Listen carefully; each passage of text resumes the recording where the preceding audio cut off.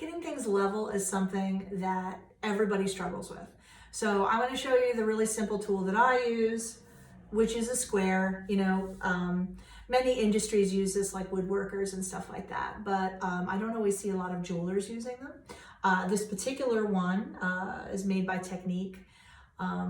It's really cute. It's small, which again, we have so many tools and whatever, and especially for people who are taking things back and forth to class, you don't want like some enormous thing weighing you down. It also has this little ruler on the side. I love tools that do more than one thing, because in jewelry making, there's a lot of stuff that only does one thing, and that's just the way it is, and too bad. But I have limited real estate on my bench, so I love having tools that do a little more than just the one thing. So I'm going to use this not only to check and see if things are level, I can also use it to measure things, which is just handy in a pinch. And sometimes students will ask me like, well, what does a square do? And I'm like, well, the truth is a square doesn't do anything. It has no moving parts. What it does is that, I've talked about this before in my videos, the human eye can see if things are straight, if it has something straight to compare it with. If there's nothing straight to look at, it's extremely difficult for most people to be able to look at something and say, is that actually straight? We need that guide. So essentially, that's really what this does. I can take my piece, I can set it on the square, I can look at it at eye level, and I can see, is it actually straight or does it have a little tilt? You do need to get it eye level, and that can mean sometimes dropping things. So whatever's easier for you, either bringing yourself eye level up to your square, or putting it on the table and getting down low, whatever you find easier, but you are going to need to get at eye level. That's very important. It's surprisingly more difficult to see if something's level if you're looking down from an angle. It just makes everything confusing, and you wouldn't think it would make that much difference, but it really does. So I can use this to check this and see if I've got perfectly level top and sides. Now, I'm not perfectly level yet. I have a little variation, but I don't particularly have a slant either. Because here's the thing, I'm going to clean this up using my favorite sandpaper, the Matador paper. You can use this wet or dry. I normally use it dry, unless I'm like cleaning up an enamel or something like that, but you can do whatever you prefer. The reason that I really like this paper is when you do use it wet, it doesn't just disintegrate, like it really holds up well, and it lasts a really long time, which, again, we use so much sandpaper and this and that and tools. I mean, jewelry making is expensive. So if I'm going to spend money on something, I want it to really last. And this Matador sandpaper is excellent.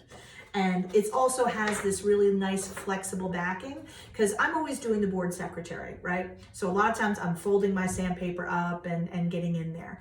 And some of them are really like stiff and cracky and hard to bend, and that's really a pain in the ass. So that's another reason why I like this. It's very flexible and it holds up for a long time.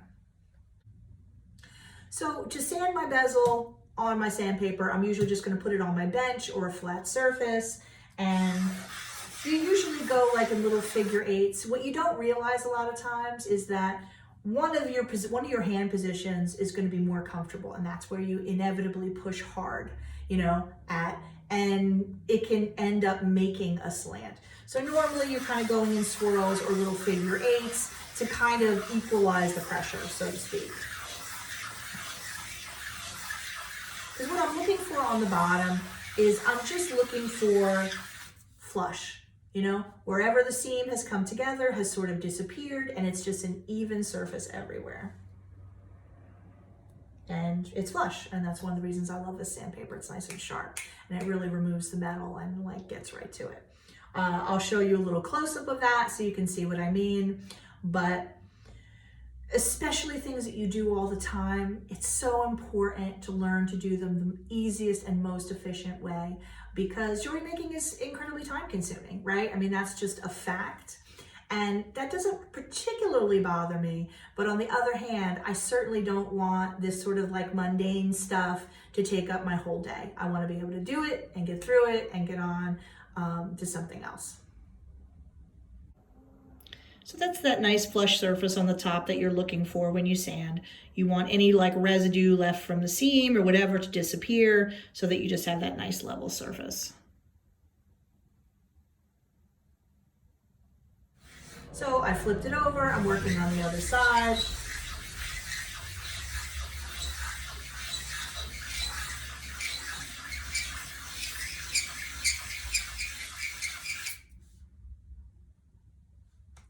Tiny bit more, I can still see just a little bit of where the seam was.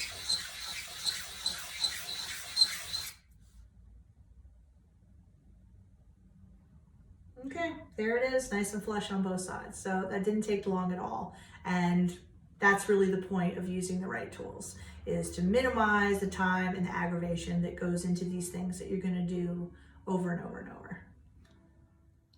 And you can see by placing my bezel on my cute little square, I can actually confirm that it's straight and that it's level and it's ready to go to the next stage. Because the worst thing is when you go on and solder it to things and then those things get slanted too and you've got issues. Pretty much the time to figure out these things is always now and get them how they need to be before you start attaching other things and those things get in your way. That's why even though a square is a very simple tool, I consider it completely indispensable.